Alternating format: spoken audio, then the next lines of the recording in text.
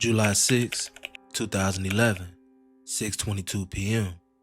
Broad daylight. People outside. Kids around. Life moving like any regular summer day in Chicago until a car pulled up and changed everything. Not an argument, not a fight. A drive-by. Multiple shots fired. 2 people hit, and one of them will become a name that never left the South Side. Tayski. And what happened next turned one young man's death into a block that still carries his name today. I got an AK with a fucking knife on it. Right. Got 2 knives with the fucking lights on it. 6101 South Normal. That's where it all happened. Sidewalk. Not an alley. Not hidden. Right in the open. This Inglewood, where the streets don't wait for nighttime and violence show up whenever it won't. Police records show the time was 6:22 p.m. The location was the sidewalk. The situation was a person shot. And when officers pulled up, they wasn't walking into confusion.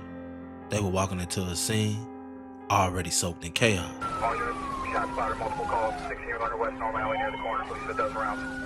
712, Robert, copy, we're rolling from Halstead. 712 on scene, we have 2. First is a black male, mid-20s, dreads, GSW to the left leg, he's conscious. Second male's unresponsive, a lot of blood.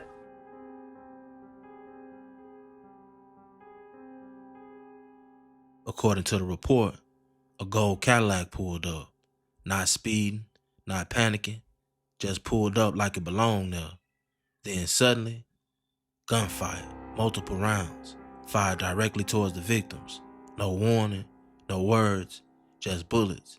And then just like that, the car fled southbound on Normal. Gone. No plates identified, no suspect caught, no face to blame. 2 people were hit that day. One of them just 15 years old, shot in the leg, caught in something bigger than him. But the second victim was 18-year-old Devante Childress, a.k.a. Tayski. Police records confirm he suffered. Gunshot wound to the right arm, gunshot wound to the left leg, gunshot wound to the groin. Multiple hits, not accidental, not random spray. He was targeted. After the shooting, there was no waiting, no standing around.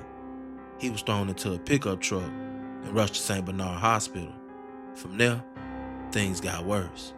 Doctors realized the injuries were too severe and he had to be transferred again to Stroger Hospital. By this point, he wasn't just injured, he was fighting for his life.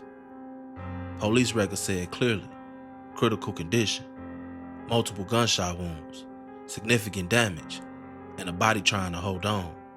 This wasn't just another shooting. This was one of those moments where everybody already knew this might not end well. All police had was a gold Cadillac, a direction it fled, and a scene full of shell casings. That's it.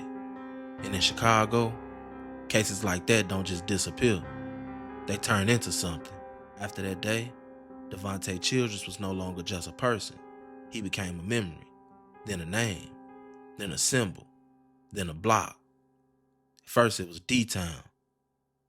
D-Town became known as Taytown. That's how deep respect runs in Chicago. You don't just mourn people, you turn them into a legacy.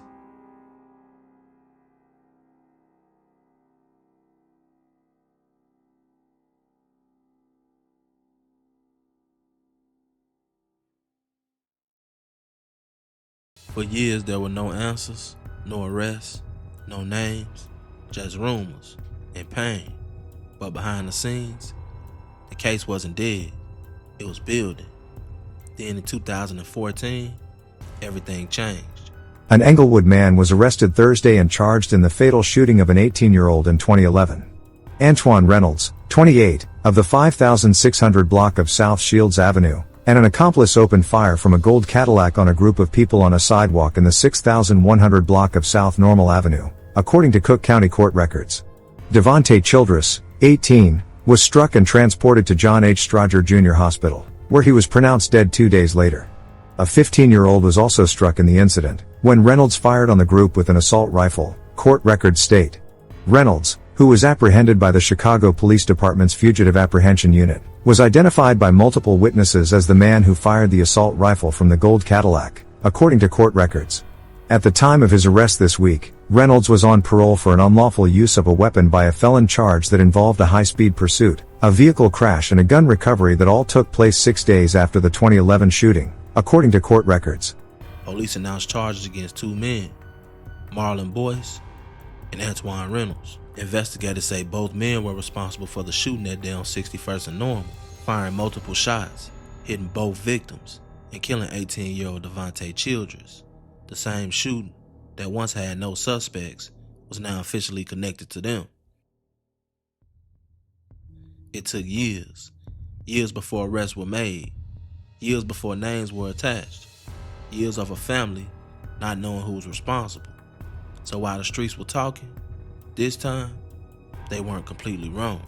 And I think that what we can learn from the story of Tayski is this. Let's be real. This story ain't just about one shooting. It's about a system where violence feels normal, a city where kids grow up too fast, and a cycle that keeps repeating itself. Because when the shooter is never found, the story never really ends. It just continues, through names, through blocks, through the next generation. And the saddest part, somewhere in Chicago right now, another story just like this is being created. Shields was the one that got Tayski. This has been another SNTV production. It's your boy, SNTV. I'm out.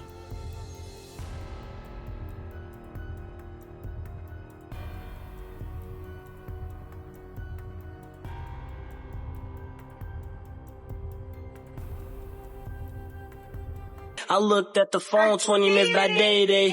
He left a text saying something about Tay. I ain't believe it, and I ain't wanna believe it. He say he got hit and his artery keep bleeding. First thing come to my head like niggas tweaking. Can't lose a brother, it ain't easy. Buddha Day, Tay and my big brother Didi. I throw it back.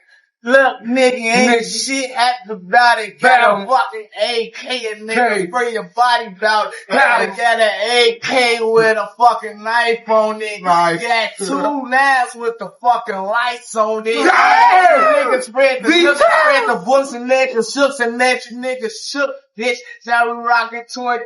Ooh, nigga. Fuck up.